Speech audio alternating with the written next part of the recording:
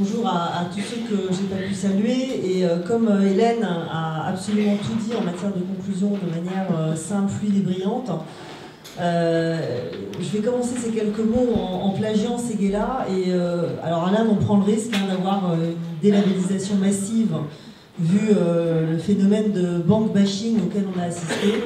Mais ne dites pas à ma mère que je dirige une banque, elle croit que je préside un label RSE. Voilà. Donc, je suis absolument désolée pour ceux qui ont adhéré au label en n'imaginant absolument pas qu'il pouvait être présidé par une banquière. C'est le cas, et ben voilà. Et oui. Cela étant, je ne vais pas vous faire l'apologie des banques, je le ferai très très volontiers, en tout cas des pratiques de certaines banques. Je porte juste, et je fais un grand clin d'œil à Régis qui est dans la salle, je ne sais pas où il est, parce que j'ai la très grande fierté, et c'est surtout lui qui l'a fait, d'avoir porté la labellisation RSE, la labellisation Lucie de la première banque, alors au monde, dans l'univers, parce qu'aujourd'hui il n'y en a pas d'autres, donc c'est assez simple. Hein. Bon, plus sérieusement, une fois cette vérité rétablie, mais je suis vraiment prête à discuter avec ceux qui veulent des politiques RSE des banques, parce que je pense que c'est un vrai sujet et que les questions qui ont été posées sont des vraies questions. La banque est une partie prenante essentielle pour une entreprise, pour une organisation, et bien évidemment, interroger sa banque sur ses pratiques me paraît extrêmement légitime. Et une des raisons pour laquelle je m'étais lancée en tant que directeur général de la Banque Populaire Atlantique dans cette politique de labellisation, c'était deux convictions. C'est que, alors est-ce que c'est dans 5 ans, est-ce que c'est dans 10 ans, est-ce que c'est dans 20 ans, je n'en sais rien, mais les clients choisiraient leur banque en fonction de ces politiques-là, et que les collaborateurs choisiraient de rentrer dans les entreprises en fonction des engagements. Donc c'était peut-être calculatoire, peut-être parce que j'avais envie de continuer à faire du résultat dans les années suivantes, en tout cas j'en suis convaincue.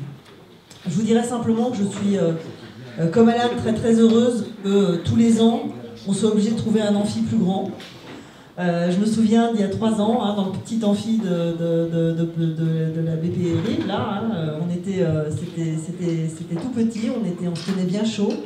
On est de plus en plus nombreux. Je crois qu'il y a un mot, moi, qui est probablement celui qui m'est le plus cher, qui a été prononcé, notamment par Hélène, mais par tous les intervenants, c'est le mot de coopération. Je crois qu'au-delà de tout ce qui a été dit et auquel j'adhère, on est dans un changement de modèle économique, on est au bout d'un système qui est à bout de souffle. Ce modèle, il est puissant parce qu'il n'est plus pyramidal, il ne sera plus pyramidal, parce qu'il ne résonne plus sur des individus qu'on classifie en disant voilà, vous êtes salarié, vous êtes dirigeant, vous êtes fournisseur.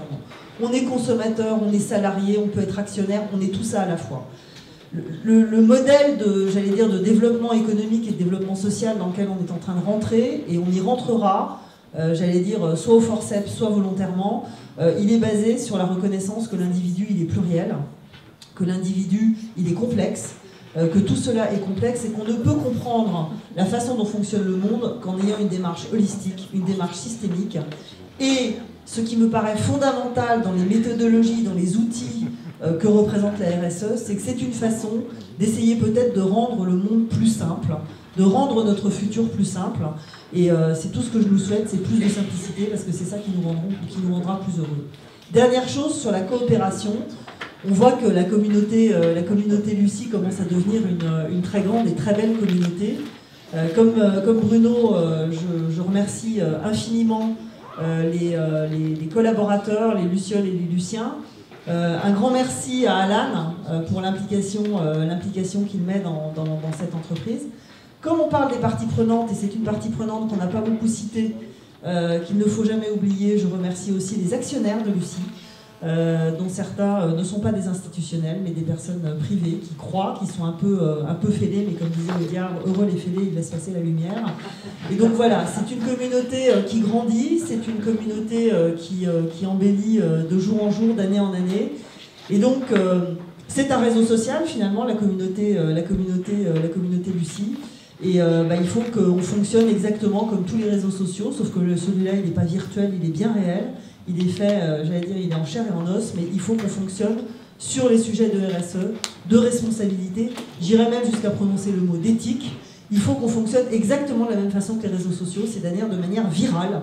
Il faut que la responsabilité et l'éthique soient le plus gros virus qu'on puisse implanter partout dans nos entreprises, partout dans nos organisations, dans nos associations, et que ce virus se répande un peu partout sur la planète. Et c'est tout le mal que je nous souhaite, et en tout cas j'espère qu'on pourra effectivement trouver un amphi pour 1000 personnes, voire plus l'année prochaine. En tout cas on vous y attend tous. Parlez de vous, parlez de nous, parlez de ce que nous faisons. En tout cas je suis sûre qu'on tient le bon bout, on n'est pas parfait comme ça a été dit tout à l'heure. La perfection, c'est pas l'objectif, mais en tout cas, c'est mettre chacun sa pierre à l'édifice, et c'est comme ça qu'on changera le monde. Bonne journée à tous, merci de votre participation, et à très bientôt.